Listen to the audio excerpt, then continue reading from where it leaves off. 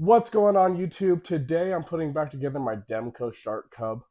Um, so I just had my three new springs come in. You see, what happened was I had taken it apart to lube it up and wasn't really paying attention or using common sense in general, which is a common thing these days. Um, and it went flying. It went whichever way it decided to go, and I have black and white carpet. So yeah, there was no finding it. So I did end up ordering three replacements off of the Demko website. Thank God they had the replacements for the Shark Lock because I did not realize how much I loved this knife until I couldn't use it anymore. But today I thought that I would make a video just putting it back together. I actually just watched a video on disassembly and reassembly. Thank you to Nick Shabazz. If I pronounced that, I'm so sorry. But thank you for making a video on the Demko Shark Cub so I know how to put this lock back together the right way. Um, but yeah, I have everything mapped out here already. I have the two bearings over here, the three screws over here. The other three are on this side already. Um, the body pins that go along the spine here, the pivot and the show pivot, and then the body screws are T6s and the pivot is the T8, and then of course I have the shark lock itself. So first things first, let's do what I was trying to do in the first place. Let's lube it up. I'll show you where I recommend lubing it. This is already clean and everything, so don't worry about the dirtiness or anything. I made sure that it was clean before I started putting it back together. I had to find my gun oil. So again, like I've shown you before, I use Lucas gun oil to lubricate. Again, if anybody has any recommendations of what kind of oil I should use, obviously this is heat resistant oil. There's probably not going to be much heat when it comes to a folding pocket knife, right? Hence why this is gun oil. But I found that the lubrication is absolutely amazing for pocket knives when it comes to the pivot. Makes it super smooth and clean. I did also clean it using my Windex and my mineral oil method. Again, if someone knows of a better way or a better product to use, please feel free to share it in the comments. But let's get starting to lube in. That's enough of me rambling as to why I do what I do. When half the time I don't even know why I do what I do. So we're gonna drop just a hair on the washers. That way, when the bearings spin, um, there's not going to be any friction.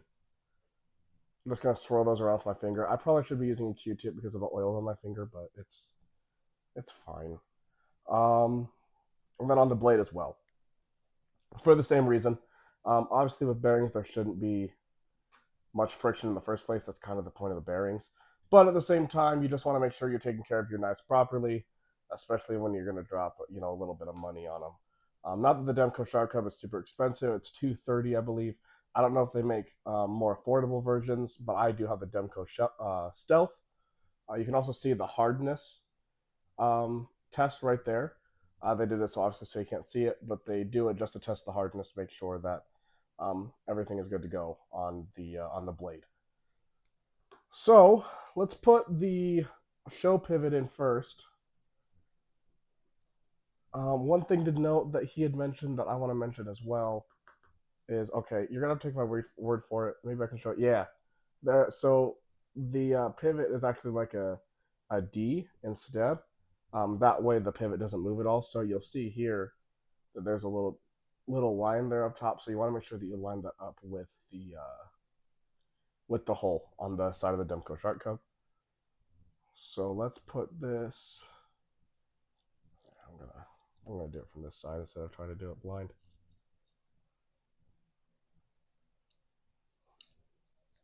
Wow. Come on. All right, let's get this. Come on. Just slide in nice. Like 1 second. And I figured out what the problem was. So I don't know if you can see that little silver spot there, but there was a little bit of a divot dipping down here into the hole. I don't know if it's supposed to be like that. I sure hope not, because I just flattened it out so this can slide in. Um, but yeah, that could have also just been part of the machining process. Obviously, you can't expect everything to be perfect. I'm not upset by it. Just something to note if you take apart your Shark Cub yourself, just something to be aware of. All right, so let's put the washer in here. So normally when you take the washer apart, you'll see a worn side, and then you'll see obviously just your normal clean side. So I'm gonna guess that the worn side goes on the inside facing the pivot, and then we'll put the bearing here.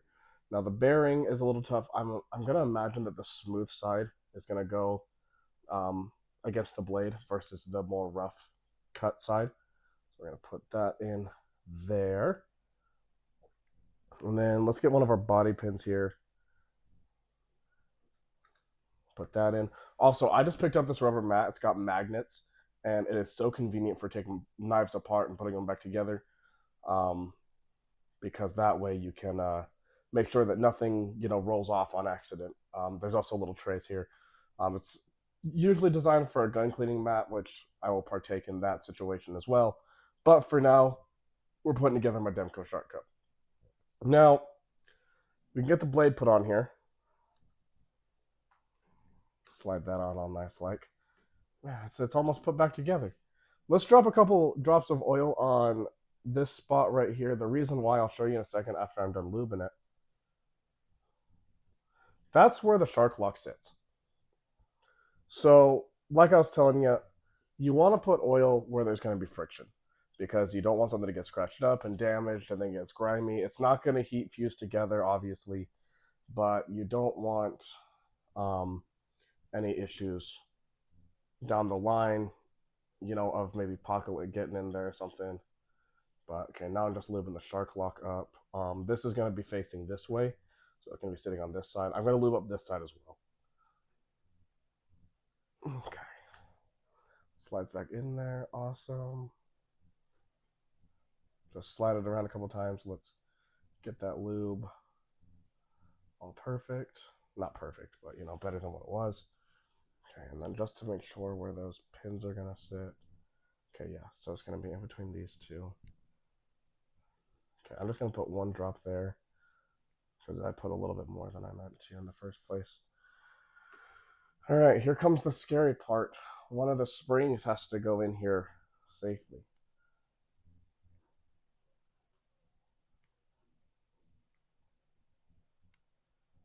Okay.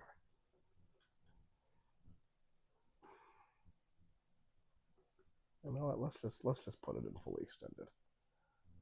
So right now the shark cup is acting as it's locked. I am not gonna mess with it because I feel like if I mess with it at all, I'm gonna break it.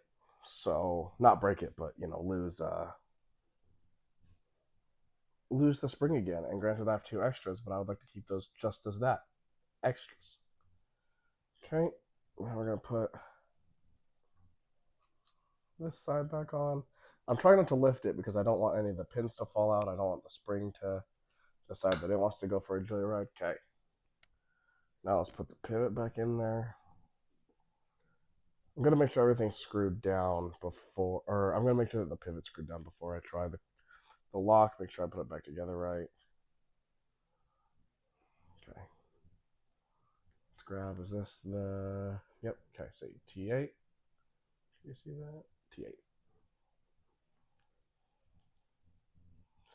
I'm just going to screw this down.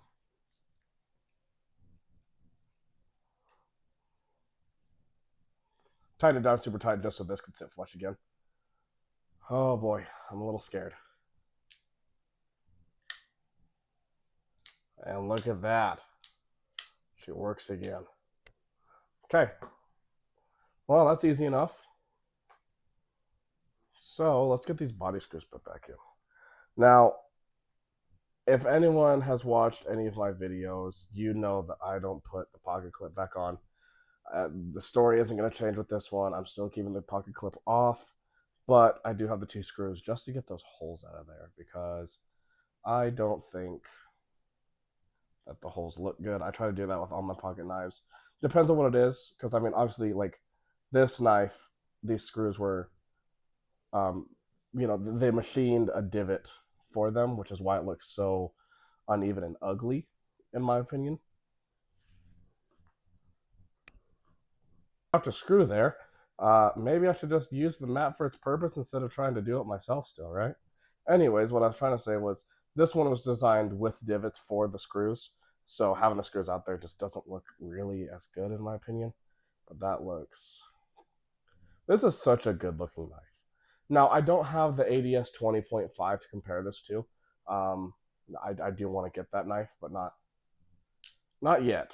However, I just wanted to kind of explain to you what makes this Demko Shark Cub so cool if you don't know already. Let's zoom in a little bit more specifically on the knife. Zoom out a little bit. Okay.